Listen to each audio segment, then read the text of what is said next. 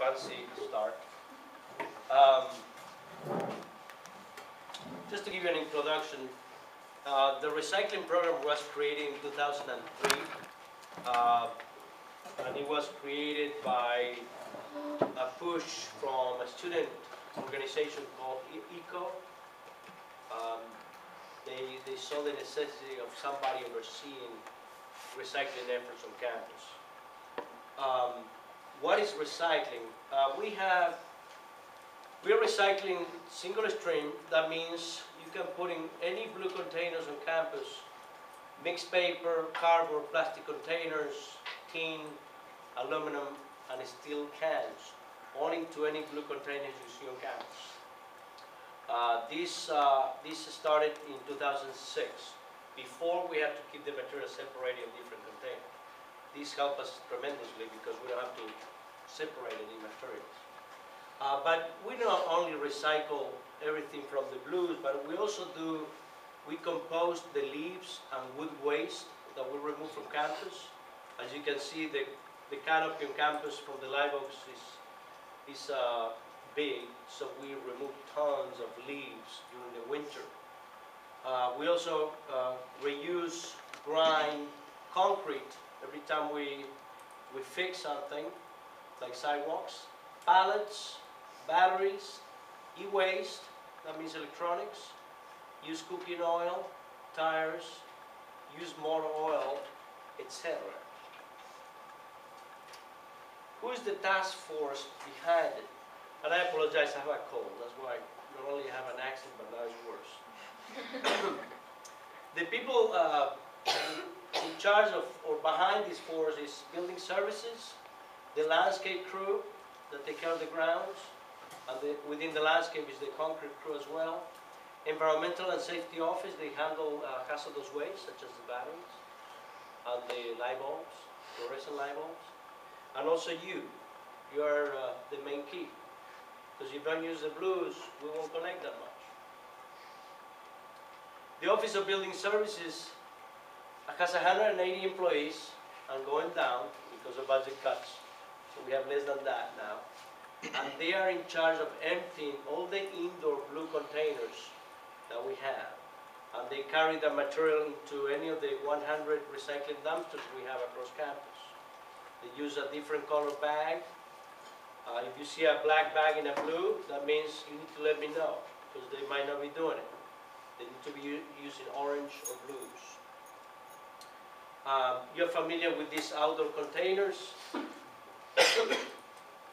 We have 130 of them as of today. When I started, we had only 40. The manufacturers are very proud of them. That's why they cost $500 a piece, even though they look like they're $50. So we have 1,140 recycling bins for paper and everything in offices and classrooms. We have 3,251 desk side containers. Faculty, staff, and students' involvement and awareness is important.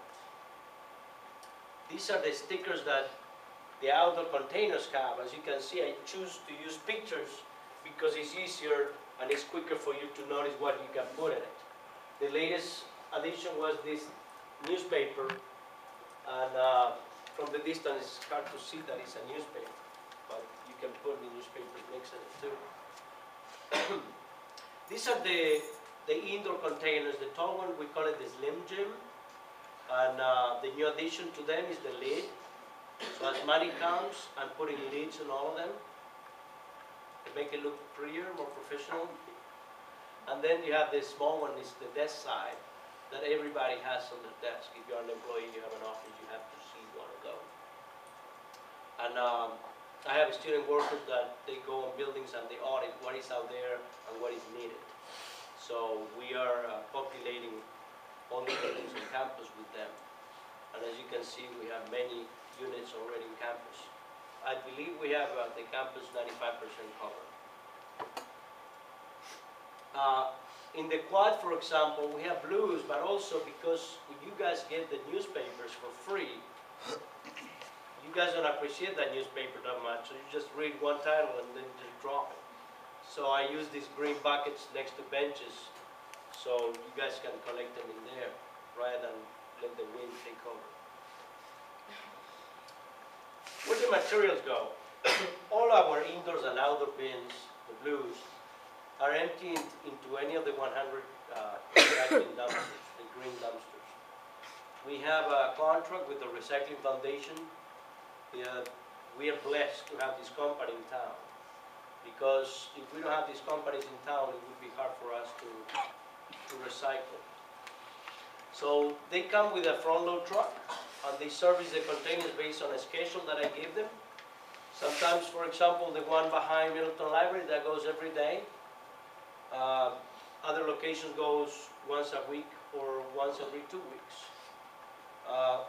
In 2010, they collected 1,470 pounds, actually tons. So we are increasing steadily since 2005. In 2011, we collected 1,302. Why is less? Well, because we also remove less trash. And our numbers varies because as the budget is tighter, we purchase less things. So we dispose less material, or we recycle less material. And I'm happy with that. As you can see there, the inmates we have inmates coming on Saturday. Every Saturday we have 2 groups of inmates. They help us weed ditches and clear canals, rake leaves. In this picture you see the inmates after raking portions of campus and bagging the leaves. They come to our dumpster site and they use one of the designated dumpsters for leaves and branches. They open the bags and discard the leaves, and they discard the bags into the trash. As you can see, in 2011, we sent to the composting site 360 tons. And we are expanding on trying to compose that on campus. Right now, we're sending it to an off-campus site. It's called Natural Resource Recovery, and they're on Scenic Highway. They're the ones that also receive the green material from the city as well. At the bottom, FYI, when I put this presentation together, that was a month ago, we started diverting the pine shavings that come from the vet school. The vet school have barns. They use pine shavings as a bedding. And a month ago, we started diverting that material into a composting site. In the past, all that used to go to the landfill. So we're composting that. Concrete debris, every time we fix a sidewalk or any other projects, we put it in this specific container, and we send it to Dennis Stewart's side on Joe Road. What they do, they grind it up, they make a big pile, and they reuse it. They make more concrete out of it. 2011, 761 tons was diverted. In the past, all that used to end up in the landfill. Scrap metals, we have a dumpster just for it. 2010, 177 tons. In 11, 106 tons. The good thing about this, we haul it across the river to Southern Scrap.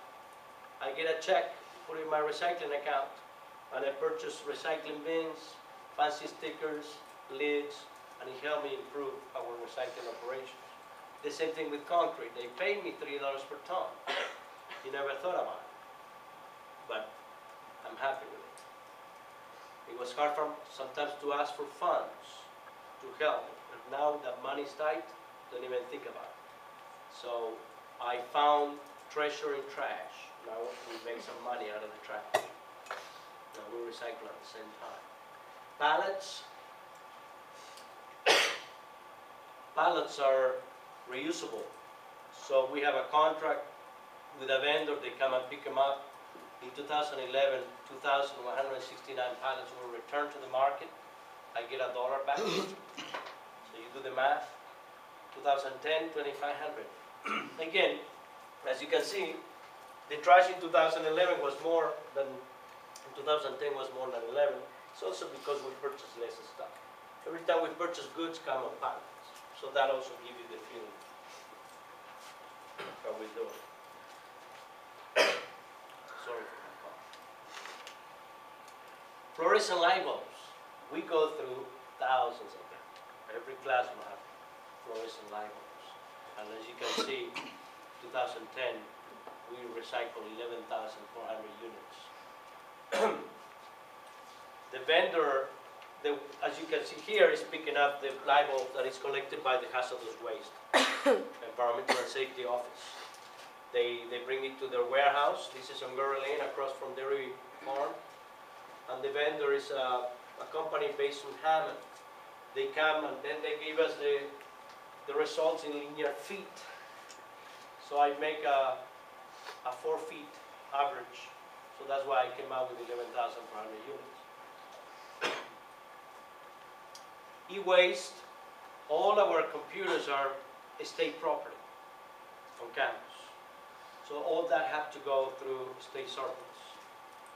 The equipment that the state surplus cannot put to reuse into other state agencies, they go to CACRC. In 2010, 524 units were received by CACRC, which is the recycling, e-waste recycling company in town. Again, we are blessed to have them in town. If we don't have them, we could not recycle computers. Also, FYI, if you have all equipment, you can go to CACRC and turn it in for recycling. You tell them that you're from LSU, they won't charge you. When the market collapsed a few years ago, they start charging you if you bring that old monitor, it's heavy, so they would charge you $5 so they can ship it to a recycler. But if you tell them that you're from LSU, they don't charge you. You can go and visit the website, it's www.cacrc.com. They are on Main Street, great company. And I donate pallets to them as well. And I donate pallets also to the food bank. We help each other. Cooking oil, this is a great fuel. In 2010, we recycled 2,400 gallons. However, as you can see in the picture, we have this wonderful machine that turns cooking oil into biodiesel. By splitting the molecule, they remove the triglyceride and they put other ingredients within it to create biodiesel. The byproduct is glycerin, and they compose the glycerin or they make tiger soap. Tiger soap. The problem is right now you have French fry smell when you use it. We're working on the formula. Eventually that soap is going to go to the cafeterias as a thank you for So it's doing not that. soap for Mike the Tiger, it's soap that's labeled Tiger soap? Yes. Okay. Tiger soap. So the 750 gallons that they produce, we bought it at the landscape department to power mowers and diesel engines for off-road equipment. We cannot use it for on-road because that is a tax problem there, which is a problem with the feds. Anyway, you always have a regulation to follow. We are increasing our capacity because Environmental and Safety Office just won a grant last year, and they purchased another machine that they are going to start using. So we're going to have more capacity. Also batteries, a few years ago I started putting these very inexpensive buckets across the campus. As you can see, one is for alkalines, the other one is for rechargeables. In the couplets I drill a hole, laminate this inexpensive thing that I did in my computer. In the rechargeables you have the different description of all the rechargeables, you can dump it in. When it's full, contact such and such, the same thing in here. Double A's, B's, C's, triple A's, contact such and such when it's full. We have it in several locations. ECE, University Stores Lobby, Office of Facility Services, Vet School, Renewable Natural Resources Building, right in the main lobby, and I'm working on the union to put a set. In 2011, we removed 9,500 pounds of lead acid rechargeable, alkaline 671 pounds, and lithium batteries, and NiCad, you see there, nickel batteries too. When we get the rechargeables in the warehouse there, we have to assort it.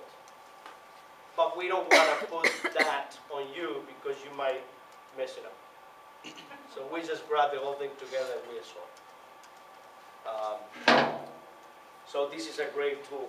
They're very inexpensive, and we are avoiding putting this good stuff in the landfill.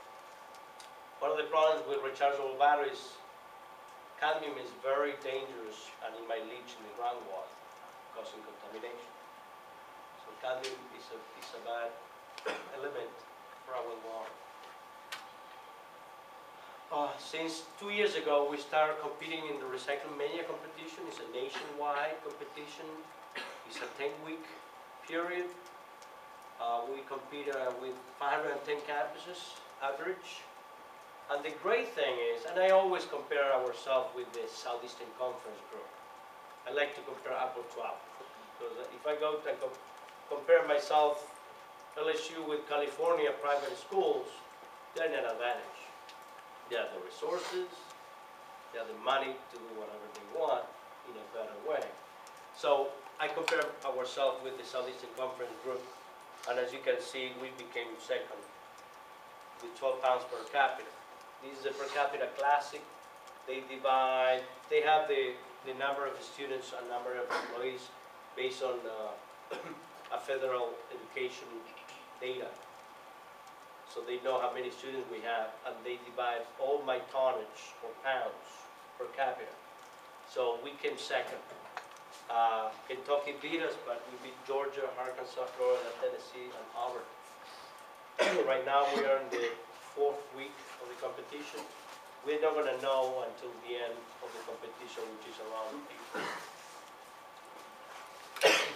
This why I like to be participating in competitions, because it gives you a feeling where are you standing, where it gives you the feedback how good your program is. If we don't compete with others, we won't know how good we are. Football season. For the football season, every Saturday morning we distribute 3,600 trash cans. Those are the yellow cans that you see. And those are the yellow cans that sometimes you kick on the ground or flip them over to put your ping or your pong table.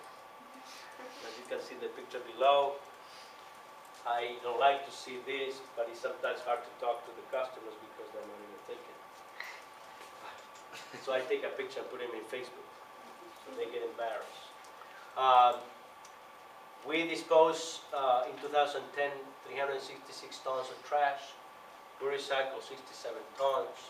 2011, 288 tons of trash, 63 tons of recycle. We distributed 2,000 of these green buckets. These are the good tool because it's faster for us to distribute them. We don't have to bag them. And I always think, what could be a better tool?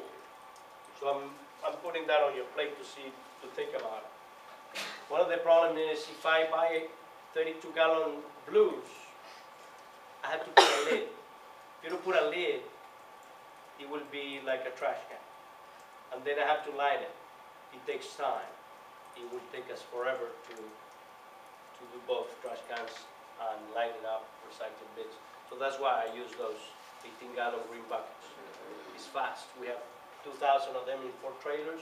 Trash cans, we have 360 units in 14 trailers, plus some on the ground that we found out when the trailers are empty, and we keep going. One of the problems why we cannot recycle more, the problem is people are in a party mode, and the least thing they're thinking is where they're putting the trash. So the first hole they find, that's where they put it. This year we have to throw away 200 trash cans because they melted on the ground. They emptied the coals from the barbecue pits into the trash can. You always think, they were not thinking, no, because they're not thinking. They're partying and alcohol is mixing it. And when that happens, you don't get good results. But we're doing our best to keep improving recycling by educating people.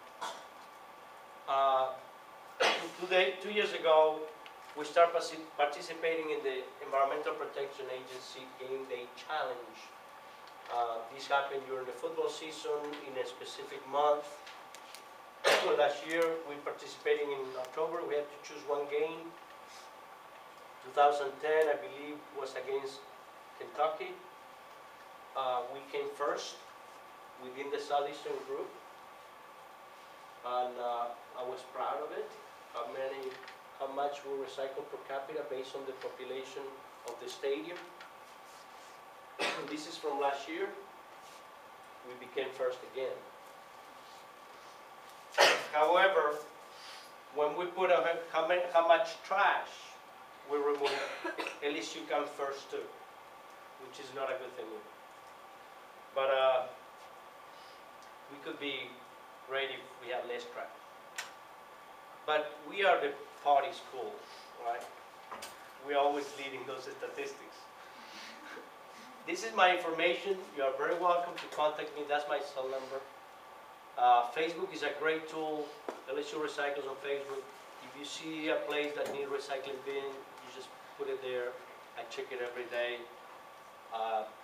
So Facebook is a great tool for me to communicate with you and vice versa. I forgot to put there my email. My email, if you want to write it down, is AHARRI2@lsu.edu. Just go to boss directory and find me. That's it. Questions for Andreas or